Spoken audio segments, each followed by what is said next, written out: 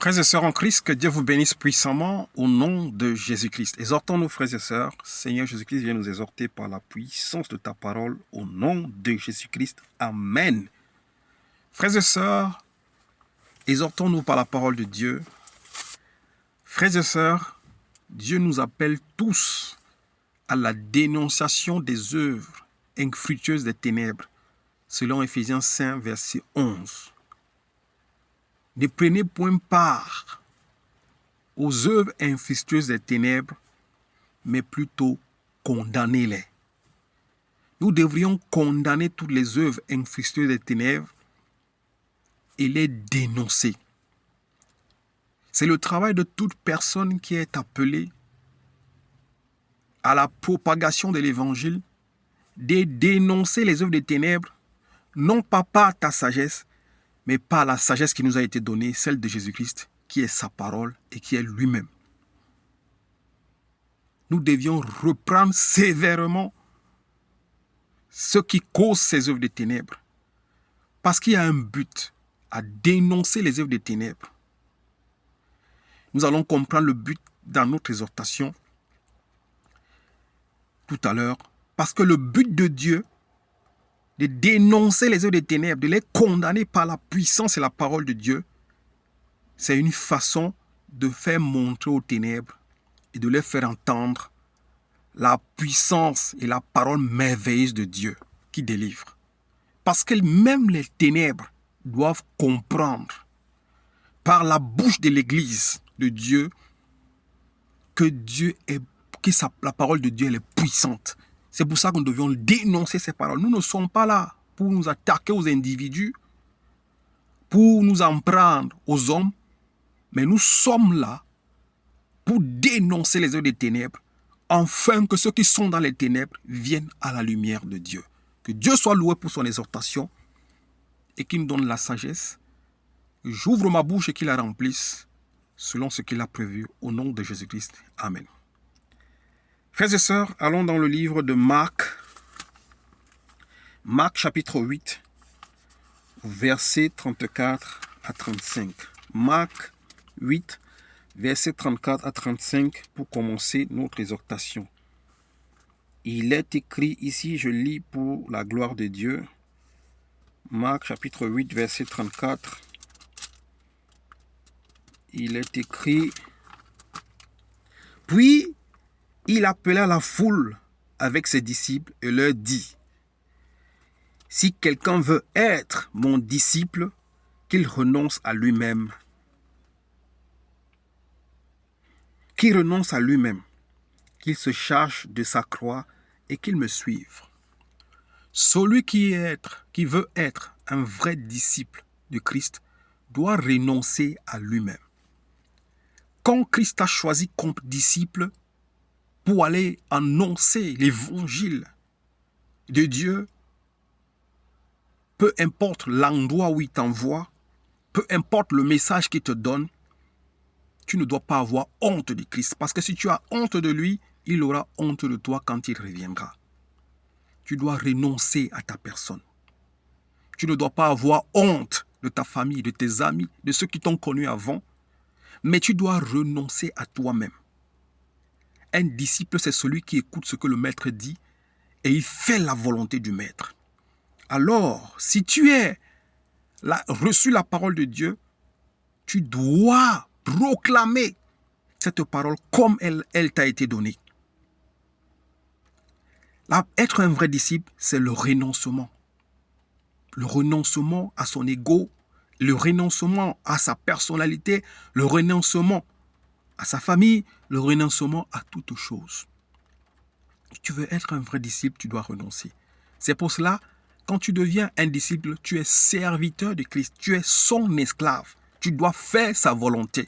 Alors s'il y a des œuvres de ténèbres qui sont annoncées partout dans le monde et que tu sois au courant, tu dois les dénoncer. Tu dois amener les choses qui sont dans les ténèbres par la grâce de Dieu à la lumière. Tu dois renoncer à toi-même. C'est le commencement d'un vrai disciple de Dieu. Au 35, il dit, je lis pour la gloire de Dieu, au 35, au verset 35, il dit: En effet, celui qui voudra sauver sa vie la perdra, Mais celui qui la perdra à cause de moi, et la bonne nouvelle la sauvera. Celui qui voudra sauver sa vie la perdra. Tu refuses de te mettre dans les médias, en public, pour annoncer la parole de Dieu, parce que tu as honte, parce que tu veux garder ta réputation, parce que tu veux sauver ton image. La parole de Dieu dit ici, en voulant sauver ton image, tu vas la perdre. Mais si tu te sacrifies à annoncer l'ainsi dit l'Éternel, afin que les brebis de l'Éternel écoutent la parole de Dieu et qu'ils quittent les ténèbres, même si tu perds ta vie physique, qui n'a même pas d'importance, tu la sauveras quand le Christ viendra et tu vivras l'éternité avec lui. Voilà les bases d'un disciple qui a été appelé à proclamer la parole de Dieu et à condamner les œuvres des ténèbres. Nous pouvons lire également Luc, frères et sœurs, Luc chapitre 9, verset 59. Que Dieu soit loué pour sa parole. Nous ne devions pas avoir honte du Christ. Si nous avions honte du Christ, il aura honte de nous. Nous devions avoir le zèle. La Bible déclare que nous sommes des hommes de feu. Il a fait de nous des flammes de feu. Nous ne sommes pas là avec un esprit de peur, de poltron, un esprit d'achab, un esprit de faiblesse, de crainte. Mais nous avions reçu l'autorité, la grâce et la puissance de Dieu pour proclamer la parole de Dieu. L'homme ne peut dire que ce qu'il a reçu. Mon frère, si tu reçois ce que Dieu t'a donné à le partager et tu refuses de le partager, tu seras châtié par l'Éternel Dieu des armées. Luc 9, verset 59, tu dois dénoncer les œuvres des ténèbres. Tu dois reprendre sévèrement ceux qui veulent falsifier, ceux qui veulent rajouter des choses dans la parole de Dieu. Tu dois les reprendre sévèrement, mais pas avec la chicotte, mais avec l'épée de l'esprit qui est la parole de Dieu. Que Dieu soit béni. Au verset 59, il est écrit dans Luc 9, verset 59, la parole de Dieu déclare ici, il dit à un autre, suis-moi. Il répondit, Seigneur, permets-moi d'aller d'abord enterrer mon père. Christ appelle un disciple pour aller proclamer l'évangile jusqu'à les extrémités de la terre. Il dit, Seigneur, laisse-moi d'abord. Il répond au Christ ici, Seigneur, laisse-moi d'abord aller enterrer mon père. Écoutons la réponse du Christ. Mais Jésus lui dit, laisse les morts enterrer leurs morts et toi, va annoncer le royaume de Dieu. Le Christ lui dit, laisse les morts enterrer leurs morts, mais toi, va annoncer le royaume de Dieu.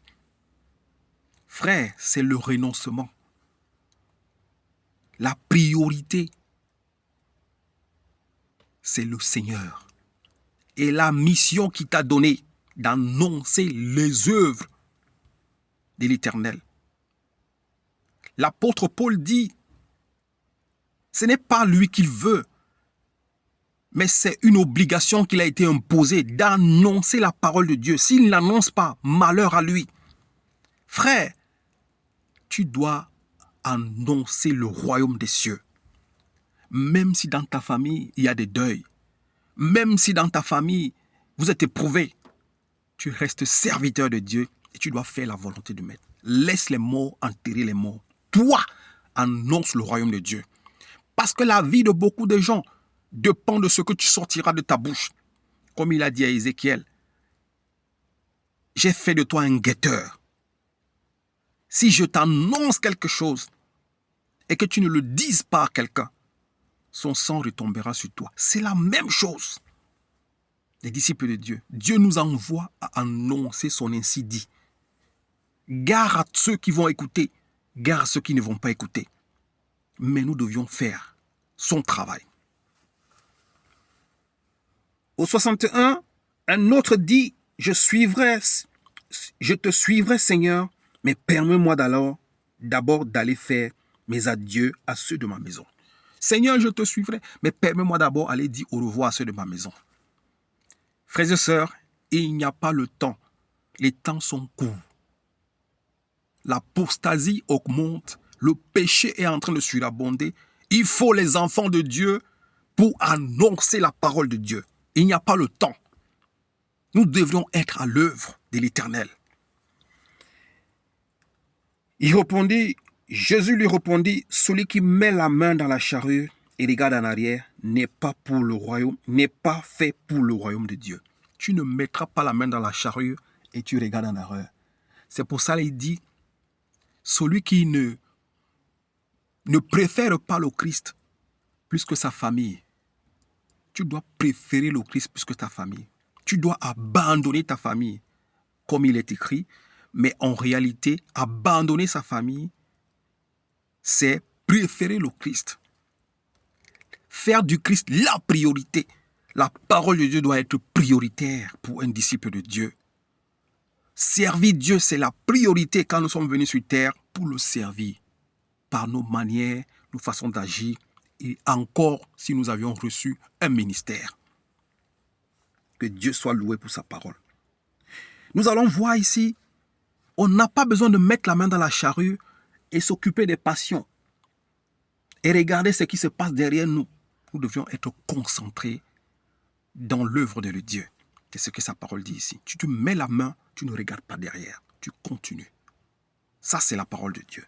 Nous allons voir un homme qui a tout sacrifié, qui n'a même pas eu de vie, qui n'a pas eu de femme, qui n'a pas eu d'enfant, pour la parole de Dieu, qui lui était imposée depuis sa jeunesse. Il n'a pas eu le choix de regarder derrière, de mettre la main, d'aller d'abord enterrer son père, d'aller d'abord dire au revoir à sa famille. Il a eu une imposition, comme l'apôtre Paul. Cela lui a été imposé d'annoncer l'évangile. Frères et sœurs, nous sommes au fourneau. Nous sommes au devant du train pour faire marcher le train de Dieu par la puissance de sa parole. Alors, il faut des soldats qui vont plaire à celui qui les a enrôlés. Jérémie chapitre 1, nous allons voir quelqu'un qui a sacrifié toute sa vie pour la parole de Dieu, qui était prêt à mourir et qui n'a pas eu le choix. Voilà des soldats que le Seigneur Jésus-Christ cherche, qui ne sont pas là pour plaire aux hommes, qui ne sont pas là pour regarder leur personnalité, pour regarder leur image, mais qui sont là pour l'évangile. Jérémie chapitre 1, verset 17. Je lis pour la gloire de Dieu. Frère, si tu as été appelé pour l'œuvre de Dieu, fais-le à fond, soit à fond les manettes. Si tu as appelé pour l'œuvre de Dieu, peu importe le ministère, peu importe la charge dans l'église, tu dois proclamer la parole de Dieu, même dans ton corps. Si tu n'as pas la possibilité de prêcher, ton corps, ton comportement, ta personne doit proclamer l'évangile de Christ. Christ est la porte. Il est bientôt là. L'évangile doit aller jusqu'aux extrémités. Dès qu'elle atteindra, elle n'a pas encore atteint l'extrémité de la terre. Dès qu'elle atteindra l'extrémité de la terre, le Christ revient. Mais il faut qu'elle atteigne l'extrémité de la terre. C'est pour ça qu'il y a besoin des hommes qui sont remplis de l'esprit, qui n'ont pas peur pour annoncer l'évangile de Christ. Afin que les ténèbres connaissent la puissance de Dieu. Ça, c'est le mystère qui est caché derrière. Il faut que l'évangile soit proclamé jusqu'aux extrémités de la terre. Les ténèbres doivent écouter la parole. Parce que personne n'aura... On dit quand Christ est ressuscité, il est descendu aux enfers pour prêcher aux esprits morts. Parce que personne n'aura d'excuses. Les ténèbres, ceux qui sont dans les ténèbres n'auront pas d'excuses. Les ténèbres doivent comprendre la puissance de la parole de Dieu. Ça, c'est le but de faire atteindre l'évangile jusqu'aux extrémités de la terre. Jérémie 1, 17, il est écrit, je lis pour la gloire de Dieu, que Dieu soit loué pour sa parole. Il est écrit ici, que Dieu soit loué. Quant à toi, tu attacheras la ceinture autour de la taille. Tu te lèveras et tu leur diras tout ce que je t'ordonnerai. C'est un ordre pour tout homme qui est disciple de Dieu. Jérémie, c'était la préfiguration des choses à venir. Aujourd'hui, si tu es appelé à l'œuvre, tu es un Jérémie. Tu es un Ézéchiel.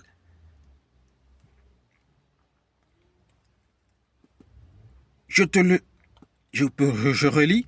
Quant à toi, tu attacheras la ceinture autour de la taille. Tu dois attacher la ceinture autour de la taille. Ça, c'est les armes que nous devions porter. Éphésiens 6 nous parle de ces armes. la ceinture autour de la taille. Nous devions attacher la ceinture autour de la taille. Nous devions être prêts à annoncer la parole, à dénoncer les œuvres des ténèbres et de les condamner. Quant à toi, tu attacheras la ceinture autour de la taille. Tu te lèveras et tu leur diras tout ce que je t'ordonnerai. Ne tremble pas en leur présence, sinon je te ferai trembler devant eux. Nous ne sommes pas là pour jouer, pour chercher des vues ou pour chercher des gens qui viendront dans nos soi-disant églises, aux assemblées. Nous sommes là pour dire ce que Dieu a mis dans nos bouches. Dieu nous dit, tu leur diras tout ce que je te dirai. Ne tremble pas devant eux. Et si tu trembles, Dieu va te faire trembler. Parce qu'on ne joue pas avec Dieu. Quand il te mandate, quand il t'envoie, fais une commission. Nous sommes des commissionnaires, nous sommes des ambassadeurs, nous représentons Dieu. La parole de Dieu, c'est comme le Seigneur Jésus-Christ a dit, je ne prie pas seulement pour eux, mais je prie pour ceux qui entendront ma parole qui sortira de leur bouche. Tu as reçu la parole de Dieu, tu veux la garder, mon frère, tu seras frappé. Malheur à ceux qui ont entendu la parole de Dieu et qui veulent la garder captive. Je continue la lecture, il dit au 18. Aujourd'hui, j'ai fait de toi une ville fortifiée. L'Éternel fait de ses serviteurs des villes fortifiées. Ne regardez pas l'adversité, ce n'est pas ton problème. Toi, fais seulement la volonté de Dieu. Le reste, laisse-le à Dieu. Je continue. Au 19, pour finir. Une ville fortifiée, une colonne de fer, un mur de bronze contre tout le pays. L'Éternel fait de ses serviteurs une colonne de fer, un mur de bronze contre tout le pays. Les hommes qui s'opposent à la doctrine et à la parole de Dieu qui est vérité et esprit. Contre les rois de Juda, contre les chefs, contre les prêtres et la population du pays.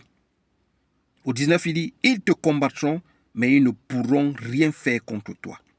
Ils te feront la guerre quand tu annonceras la vérité, parce que tu vas détruire les ministères de beaucoup de gens, parce que tu vas raser les ministères de beaucoup de gens, parce que tu vas anéantir les doctrines des démons, parce que tu vas proclamer la vérité. Ils vont te faire la guerre, mais n'aie pas peur. Ils ne te vaincront pas, ils ne te feront rien. Parce que tu as été mandaté. Dieu a fait de toi une colonne de fer, un mur de bronze.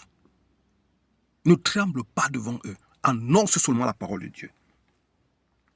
Car je suis moi-même avec toi pour te délivrer, déclare l'Éternel. L'Éternel est avec ses serviteurs. Dénoncez les œuvres des ténèbres. Proclamez la vérité. Ne tremblez pas. L'Éternel lui-même est avec vous. Nous allons finir cette exhortation dans le livre de Romains, frères et sœurs, que Dieu soit loué pour sa parole, pour ne pas être trop long. Romains, frères et sœurs, pour finir. Romains, nous allons finir. Romains, frères et sœurs, dans le Nouveau Testament. Romains chapitre 1. La parole nous révèle ici ceux qui ont reçu la parole et qui ont peur. Tu as reçu un talent et tu le gardes. Tu seras châtié. Vous connaissez l'histoire du maître qui allait en voyage et qui a appelé les serviteurs, il leur a remis les talents. C'est la même chose qui se passera pour tout un chacun qui a reçu quelque chose de Dieu et qui l'a gardé dans sa poche ou qui l'a enterré dans le sol. Tu seras châtié. Romains 1, verset 18, il est écrit, frères et sœurs, Romains 1, verset 18, la Bible déclare, je lis pour la gloire de Dieu, la colère de Dieu se révèle du ciel contre toute impiété et toute injustice des hommes qui, par leur injustice, tiennent la vérité prisonnière. La colère de Dieu se révèle du ciel contre toute impiété et toute injustice des hommes qui, par leur injustice, retiennent la vérité prisonnière. Ne retiens pas la vérité prisonnière. Sinon, tu auras la colère de Dieu sur toi. Quand tu reçois la vérité c'est la parole de Dieu. Prononce-la, proclame-la. Si tu ne peux pas, donne-la à un homme de Dieu qui est fait pour cela. Il va la proclamer, afin qu'il y ait la lumière dans les ténèbres. Finissons ce message dans le livre d'Éphésiens. Pourquoi Dieu nous demande-t-il d'annoncer l'évangile jusqu'aux extrémités de la terre? Parce que tout le monde doit comprendre l'évangile de Dieu. Même les démons, même les ténèbres doivent comprendre l'évangile de Dieu. Ça, c'est le mystère d'annoncer l'évangile jusqu'aux extrémités. Parce que personne ne doit avoir une excuse. Même toute la créature de Dieu doit comprendre l'évangile parce que Christ vient. Et quand il viendra, chacun passera au jugement. Tu n'auras pas d'excuse. C'est le but d'annoncer l'évangile et de dénoncer les œuvres des ténèbres. Parce que les ténèbres doivent comprendre la puissance de Dieu qui est manifestée par sa parole, qui est Christ. Éphésiens chapitre 3, verset 8, pour finir, frères et sœurs. Il est écrit, « Moi qui suis le plus petit », Éphésiens chapitre 3, verset 8 à 10. Je lis pour la gloire de Dieu. « Moi qui suis le plus petit de tous les saints, c'est l'apôtre Paul qui parle, j'ai reçu la grâce d'annoncer parmi les non-juifs les richesses infinies de Christ. » Au 9, il dit, « Et de mettre en lumière pour tous les hommes. » Les richesses de Christ, c'est la parole de Dieu. Il faut la mettre en lumière pour tous les hommes. Il dit ici, pour tous les hommes, comment se réalise le mystère caché de toute éternité en Dieu qui a tout créé. Ça, c'est la mission que tout disciple de Dieu qui prêche la parole de Dieu a reçue. Et il continue, caché de toute éternité en Dieu qui a tout créé par Jésus-Christ. Au 10, il dit, ainsi, les dominations, les autorités dans les lieux célestes connaissent maintenant, par le moyen de l'Église, la sagesse infinie variée de Dieu. Les autorités, les dominations connaissent maintenant par le moyen de l'Église. C'est nous l'Église. Les démons, les autorités connaissent maintenant par le moyen de l'Église. Écoutons ce qu'il dit ici. La sagesse infiniment variée. C'est quoi la sagesse de Dieu? C'est sa parole qui est vérité, qui est vie et esprit. Maintenant, par le moyen de l'Église que nous sommes, c'est nous l'Église.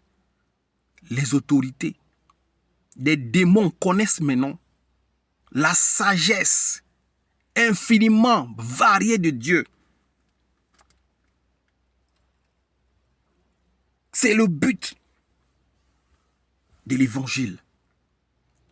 Par le moyen de l'Église, les autorités, les dominations, les puissances obscures des ténèbres, toutes les sectes pernicieuses, les œuvres obscures connaissent maintenant la sagesse infiniment variée de Dieu qui s'exerce par la puissance de sa parole. Voilà le but. Et c'est pourquoi ceux qui sont appelés au ministère de la parole doivent dénoncer les œuvres des ténèbres et les condamner puissamment avec la parole de Dieu. Que Dieu vous bénisse au nom de Jésus-Christ. Amen.